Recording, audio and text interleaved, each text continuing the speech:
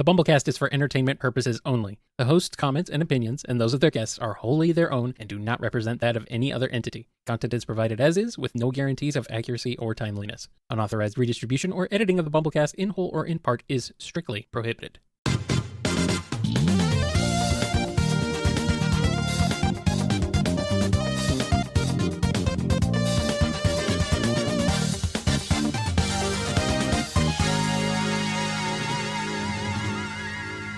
Welcome to the BumbleKast. I'm your host, Ian Flynn, the Bumble King, and joining me as always is my Bumble co-host, Kyle, JCRB Krause. Hey, we're here. Rumors of our demise have been greatly exaggerated. Don't get your hopes up. We're still here. Oh, yes, the BumbleKast will endure. Because we have just too many questions to answer from our patrons over at patreon.com/BumbleKast, Ko-fi.com/BumbleKast, and rounding out our former YouTube membership questions. Yes, indeed. We have many of those, so let's go ahead and just jump right on in. Starting with this one from Aiden7479. I've got a crazy crossover idea for you. Star Trek and Dragon Ball. The Borg somehow come to Dragon Ball's Earth before the Cell games, and they realize that Cell is the perfect biomechanical being that they strive to be. How does their attempt to assimilate him go, and what other characters from both franchises would you involve for fun? I am perfectly cutus, and you will quote everything I say. That is a hilarious in-joke to both fandoms. Trust me on this. I'm sure it is. I'm just here. I'm just looking around like, what? I don't think the Borg are going to be able to do too much, to be perfectly honest, because Cell could atomize the Borg cube with a thought, along with about half the Z fighters. So Borg showing up to cause problems, they might make a little bit of headway with assimilating, random island town off to the side that didn't get already eaten by Bug Cell, but everybody else is going to be able to take them out pretty darn quick. The question is, if they're sloppy about it, would the Borg drones survive long enough to assimilate the key manipulation ability? And would they be able to fast track it, Android style, to reach their level? Now that's an interesting thought. And we do know that they possess some degree of time travel capability, so now I'm imagining some weird amalgamation of Borg Queen pulling a perfect Cell, popping back, saying, not dead, and turning the tables on the Cell games. Oh, that sounds terrifying. That could be fun, actually. The Borg might be more capable than you're giving them credit for, Ian. I mean, they do assimilate pretty quickly. Yeah. Also, total bromance between Krillin and Hugh. I could see it happening. Yeah, why not? Well, there you go. All right, here's one from Allison S. Rotor, Surge, and Rouge, and a character of Kyle's choice are all playing a multiplayer video game to determine who will possess eternal glory, or at least who has bragging rights until next week's match. The four characters all independently discover that there's an exploit that has been introduced in the latest patch that is closer to cheating than not. Who cheats and how do the others react? For extra fun, Kyle, it can be any fictional character, not just one from Sonic. Okay, Kyle, who's your fourth? Strong Bad.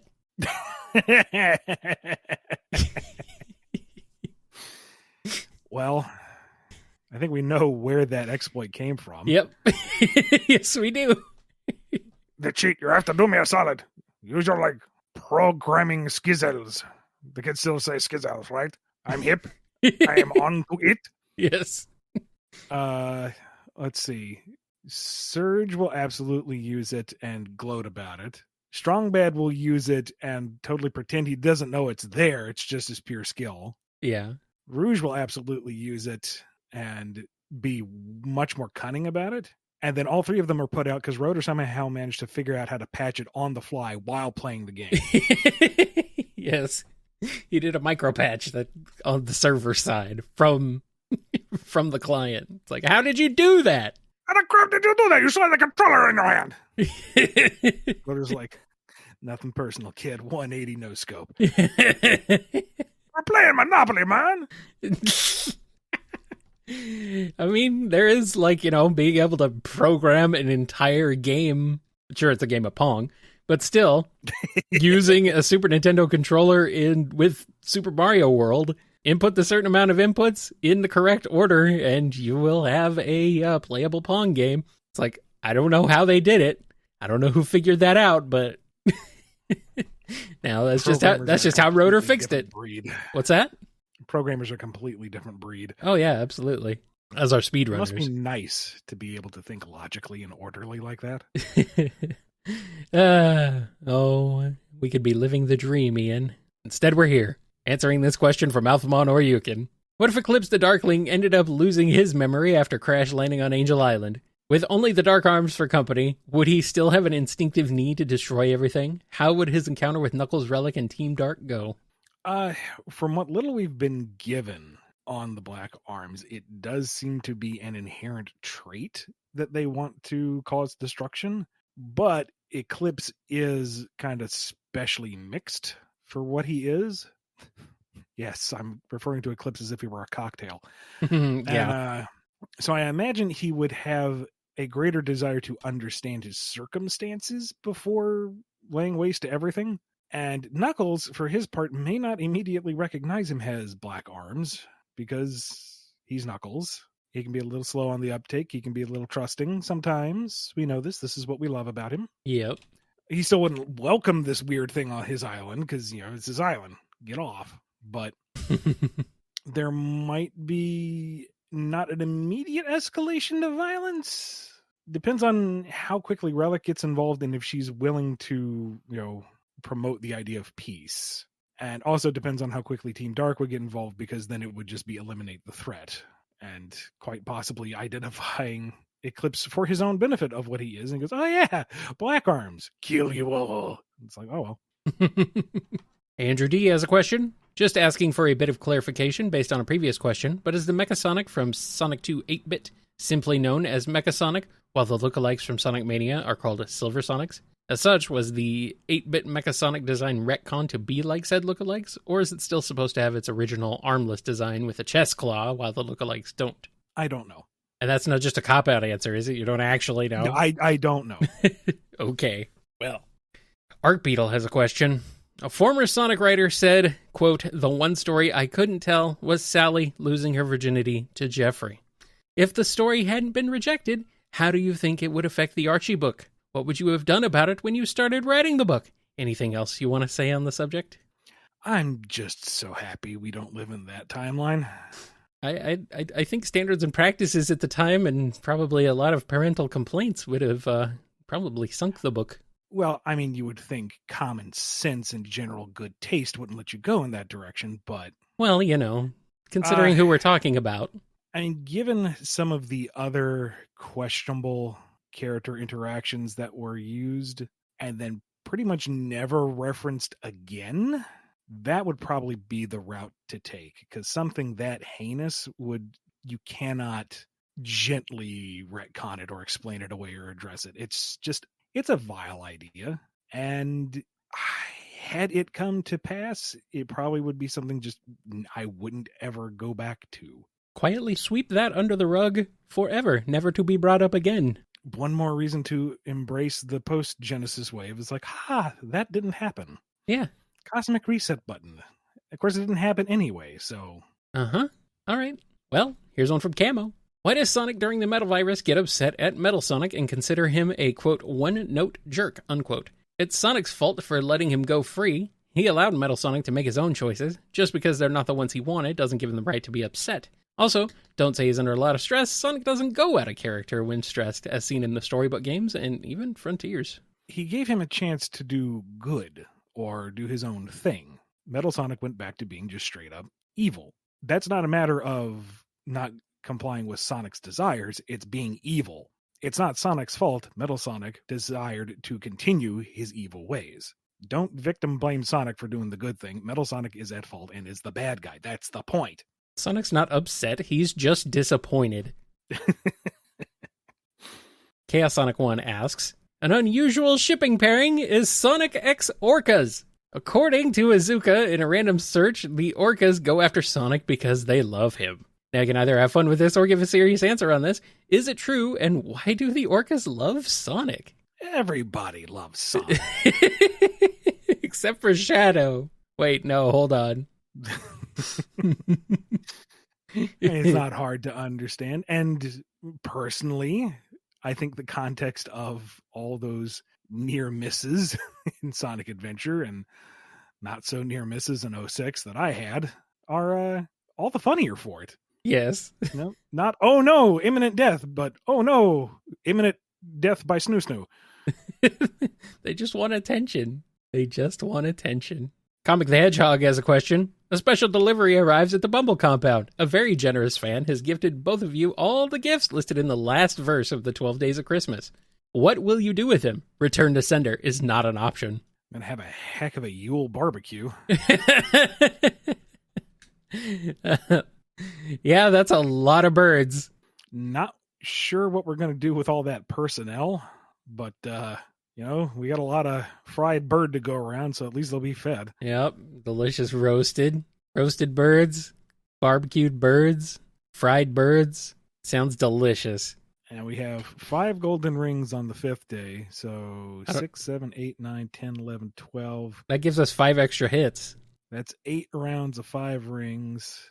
40 times 5, that's 40 times 5? That's 200 gold rings. 200, yeah. We can finance this. It'll work out. Okay. Got lots of Wait, no, pears from hold the on. pear tree It's sides. it's just the last verse. We'd only get 5. We don't get don't get all 12 things repeatedly. I see. Okay, well that makes it far more manageable. Yeah. Because that's only 9 lords of leaping, 10 maids of milking, 11 pipers piping, and 12 ladies dancing. That's still a lot of personnel, but still we got 2 turtle doves, 3 French hens, 6 geese a laying, 4 calling birds, partridge and pear tree. Hey, we can. It's not a gigantic cookout, but no, that's a decent Christmas dinner party. Yeah, that's right. But I mean, hey, you know what? If they're 5 golden rings, if they're Sonic-sized golden rings, then hey, if that's pure gold, they're made a lot. That would be a lot of money. And we've got the entertainment baked in. It's true. Lords of Leaping all over the place. Yeah. Sounds great. This is a fantastic party. Yeah. Don't know where they're going afterwards, but it's not my problem. Yeah. Oh well. They'll find more work. All right, here's one from Conga. Hi Ian, what accents do you imagine the people living in IDW locales like Spiral Hill or Central City have? Hard to say. Because we don't really have a lot of accents in the Sonic series in general, at least in English language. Marine being the standout exception to that rule. Mm-hmm.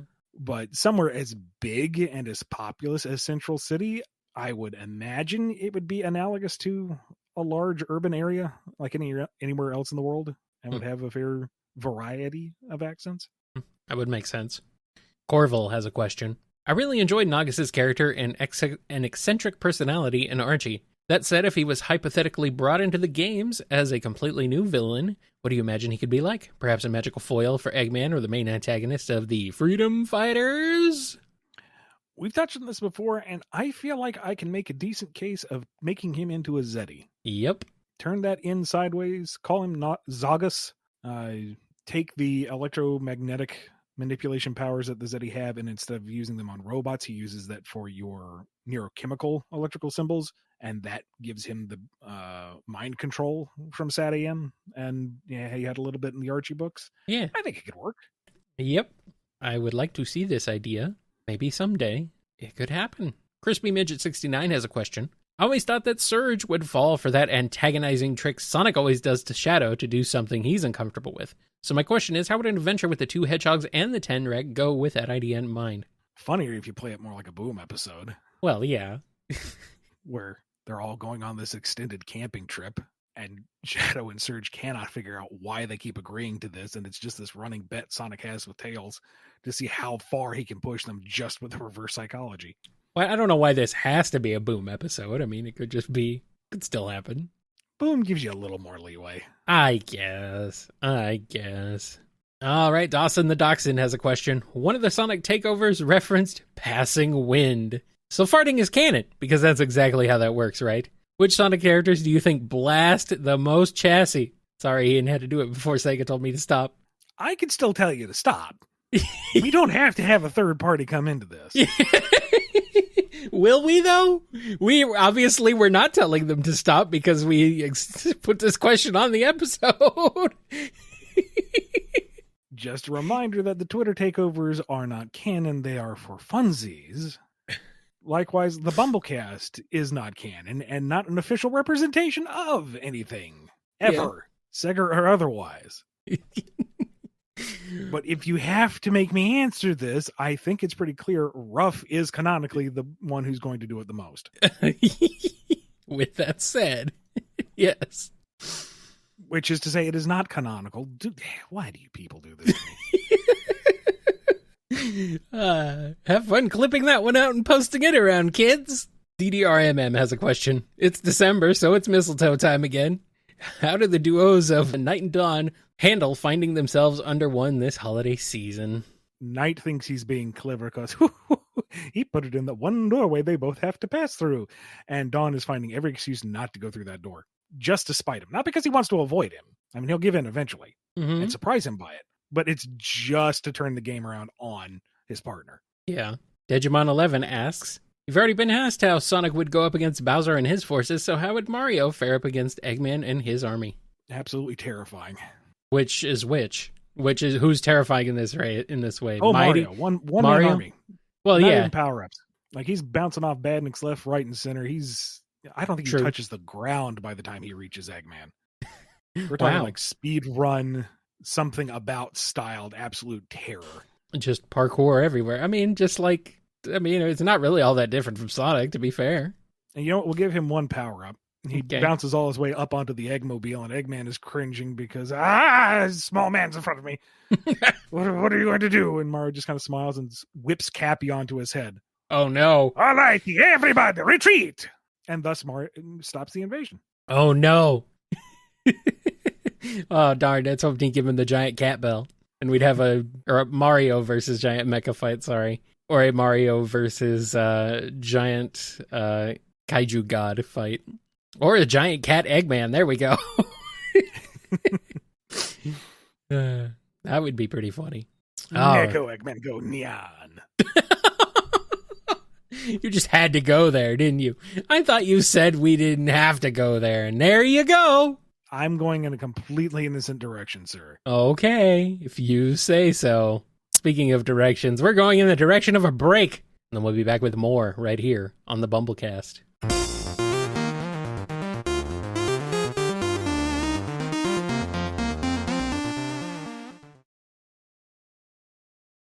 We're back, and here we would be giving our weekly giveaway question, if you follow us on our Blue Sky, Twitter, Tumblr, or Facebook. But we're putting a pause on those as we shift gears and find how things are going moving into the new year. So if you have your question already selected, we will get to it. Just be patient with us. But for now, we're putting a pause on that. All right, well, let's go ahead and move on and get into this one here from Dove. The calm evening is shattered with the sound of thunder and a roar like the splitting of heaven itself. All eyes turn to the approaching tremors as a hulking figure topples a building. It's Surge, riding the BioLizard. I didn't have a question for this. I guess, does Kit get jealous? Yes. I mean, don't you? I think we'd all be jealous. That is a fair point. I know I am. Yeah.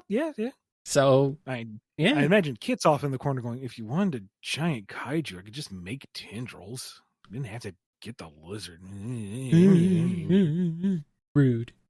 All right, here's one from Dice. You've been asked multiple times, I believe, but this is a what if. If Sonic's brother and sister Manic and Sonia were an IDW being normal Mobians, what professions and relationships would they have with Sonic & Co.? Depends on how accurate or how faithful, I should say, their modern Sonic counterparts would be.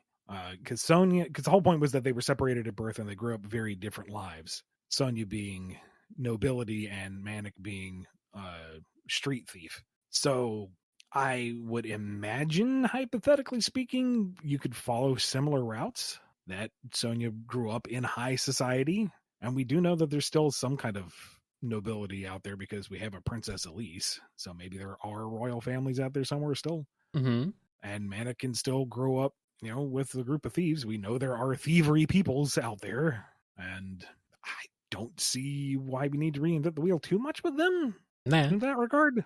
Could still have them be musicians, I suppose. Yeah, that too. Why not? They can have 2 character traits. Ooh, wow! As a treat. Wow, that's rare for a Sonic character. Double L has a question. How about an anti-shipping question? How would you write a sequence where Shadow and Sonic, having been in a long-term relationship, come to the conclusion that the flame has long since burnt out? Probably in the same way that you would handle them not burnt out. Just kind of like they show up in the same location at high speed. Hey, I think we're done. We are. That was fun. For you. Don't be that way. Yeah. And they go. Well, there you go. Here's a question from Dread. The Zeti are rather mysterious when it comes to them as species, especially since we only really know of 6 confirmed Zeti. What do you think the actual Zeti tribe is like, and how would you introduce new Zeti into the world? Are all Zeti like the Deadly Six, or are there some good Zeti amongst them? Those are all excellent questions, and all ones I have myself. I would love to explore that top to bottom. Were they a united people? Were they not? Is their history tied to the state of Lost Hex? Are they all jerks? Are some of them good? Like it's such fertile ground to go nuts with, but I do not have any answers or insights of my own right now. Just that, I'm here. I'd be happy to do it. Sega, you listening? We know they are. Check. There we go. We know they are. I have no idea what media you would put that in, but... Excel Hedge has a question. With how referential your writing can be, by the way, it's great. Don't change that. I gotta know. How tempted were you to write Shadow a new, quote, "This is who I am" speech during the Neo Devil Doom fight? It is there, kinda, a little bit, as much as I would want it to be. Believe it or not, I did want, speaking from my own position approaching the project, I did want this to be Shadow's story reaching a new conclusion for himself, given the circumstances I had to work under. I didn't want it to be purely referential. That, and I got all that out of my system with the Sonic scene. Let's move this forward. Let's make this a character piece. And reference. Okay, we're good. Back to the character. I mean, it's Sonic Generations. It's literally the most self-referential Sonic game in existence. Which is the excuse I'm going to cling to. Yes, absolutely you should. Literally, nobody has any room to criticize you for making references in Sonic freaking Generations of all games. Come on. That blue hedgehog of all places. It's like, yes. Come on, guys. Seriously, you're going to get on Ian for that. Whatever. I mean, having Sonic in a game is a reference to Sonic. Jeez.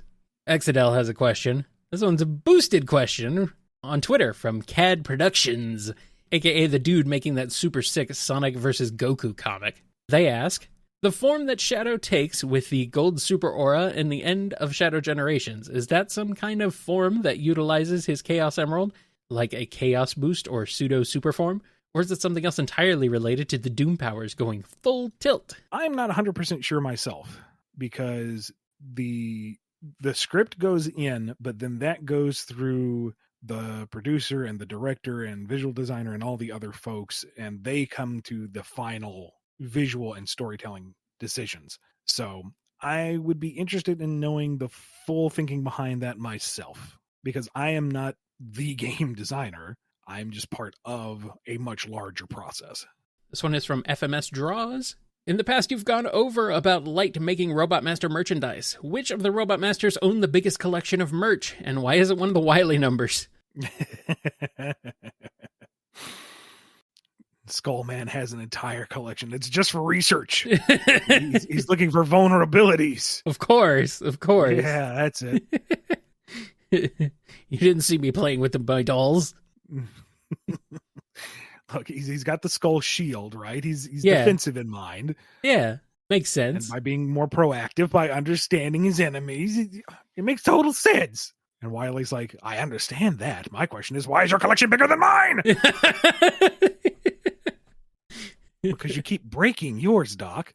Because it just makes me so angry. I could have this merchandise deal, but no, Thomas has to have everything. Thomas. Rude. Mega Man 12. Wily bootlegs Thomas's toy line. There you go. Why not? That seems like a Mega Man game concept if I've ever heard one. There's no robot masters. It's just one bootleg factory. Mega Man just teleports in. Stop it. Silly. Gideon W asks, what are you both thankful for today? Continued support from our patrons.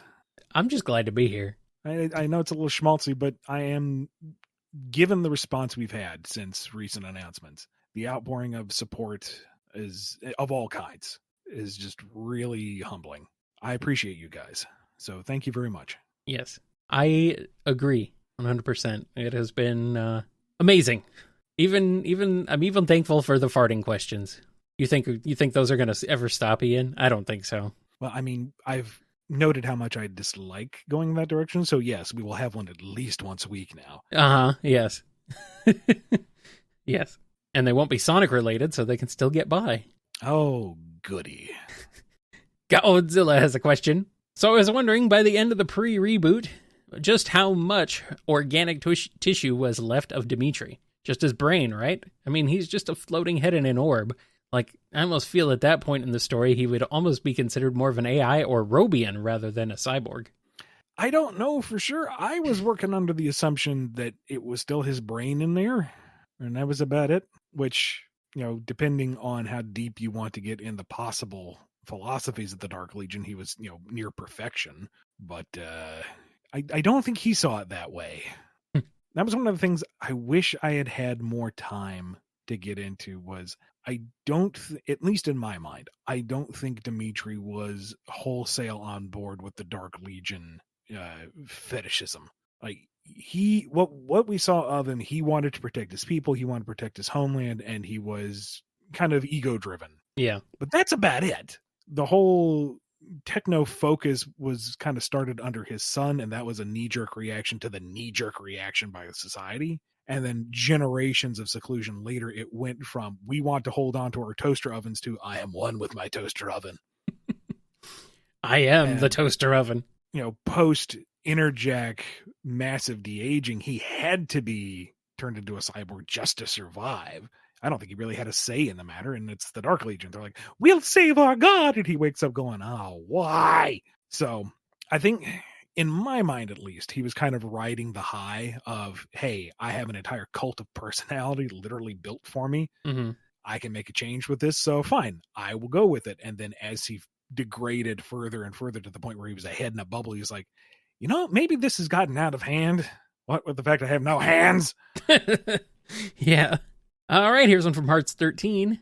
Out of the infinite parallel realities within Archie Sonic's pre-Super Genesis Wave multiverse, one universe has been in Bark's history the same as their Prime counterparts up until Birthday Bash, where instead of being Eggman's Mercs, they decide to give the good guy thing a try and sign up for the Freedom Fighters. How would the anti-hero versions of the hooligans without Knack play out as not-whole Freedom Fighters, and how will Fiona react to her past returning? Not double agents, this is legit. Because that's what that cast needed. 2 more people. True. And I say this as someone who so deeply loves being in Bark. Uh-huh. I figured they'd fit in well enough. I mean, Bark is a fun enough straight man foil that anyone in the Freedom Fighters can bounce off him, either positively or comedically. Mm-hmm. Just imagine the misadventures of Bark and Antoine. Bean is... I will be showing you the form of the martial combat. Now, first you need to stop holding me away. I look out of my face. Allow me to come in to make one little punchy piece. You're making me look bad in front of everyone. And Bean exists to add non sequiturs to any situation. It doesn't really matter what his alignment is. Pretty much. Bean is kind of like, you can just kind of point him wherever. Yep. Yeah, he's just kind of like, yeah, go that way. And he'll just go that way, and it'll be fine. And the shared sketchy past with Fiona, it's like, you turned a leaf too. We've turned it as well. So many turned leaves. And Fiona's like, I need to get out of here. Oh, look, Scourge. Oh, boy. Seems like a downgrade if you ask me, but... Oh, well. And then I guess we would have had Bark and Bean on Team of Freedom in that scenario. That'd be kind of fun. Team's already kind of huge, but... Yeah, whatever. Team A, Team B. And Team L. All right, Hero Squad has a question. Considering Gemerald can quote-unquote merge with Eggman's machines, could he also merge with appliances like a TV? If so, would that make him LG Merle? You know what? Points for the setup and the execution. No notes. Well done. Now you're going to answer the question? It's not a question. It's a joke. I'm not going to demean the punchline by trying to explain it away. No, let the man have his win. Okay. If you say so. Jaden H has a question. Now that the Mega Man Udon comic is nearing its official release, do you have any personal thoughts as to how they might approach their Mega Man stories? Also, can we share a moment of silence for Quake Woman? My understanding is Quake Woman is owned by Capcom and thus, in theory, could see the light of day again. It's really weird to think of her appearing under somebody else's pin, potentially, but that's the nature of licensed work, you know? Interesting. And on this episode, we have one last question. It's from Jake Tylenol. The one letdown for me in Shadow Gens was Maria. She was great to show off Shadow's character and Gerald's in the journal, but it feels like Maria's whole purpose still is to be their motivation. Let's say Sega lets you revive Maria in IDW. She's met the cast, but now she's learning to integrate into the world. In a miniseries, how would you explore Maria's fully realized character, learning her placement in present day? One rule, Shadow can't be involved in this arc at all. Go crazy, Mr. Flynn. I think the thing with Maria is that she is just a unflappable force of good. She's one of those rare people who genuinely wants to help others, and that's it. And I have met people like that. They do exist in the world, and there's tragically too few of them. Mm-hmm. And tragically too many of them follow Maria's path in some shape or form. So I would imagine she's not really a action character, and this is an action series. So I wouldn't imagine we'd see a lot of her all the time, but she would be in more of a support role. So, I see her maybe assisting the restoration with organization or with improving their technologies, or just going to a location and helping distribute supplies. She wouldn't be hung up on what she needs to be doing. She would just do what needs to be done. Mm-hmm. Doesn't matter if it's a big important thing or just a small simple thing. She's just happy to help and uplift others. And her biggest hang up is wondering if she is doing enough. And it's like, yeah, no, you're great, thank you. She's like, well, good. She's a good, happy person, and that's nice. Well, I think that's a nice note to end this show on. Thank you to everyone who supports this show with your questions and monetary support through patreon.com and ko-fi.com, both /BumbleKast. I am so used to the old intro, I don't know what to do with myself anymore. We are so lost. Be good to yourselves. Be good to each other. Happy holidays for whatever it is you're celebrating. And we'll see you next time on the BumbleKast. Take care, everybody. See you next episode. Okay, sorry. I'm going to burp into the microphone. You're welcome. Excellent. Mm-hmm. You've been listening to the BumbleKast, a co-production of Bumble King Comics and the KNGI Network. Original theme music composed by Ken Coda Snyder. Remixed intro by T-Lopes. Find out more information, along with podcast feeder links, MP3 downloads, and more at bumbleking.com and kngi.org.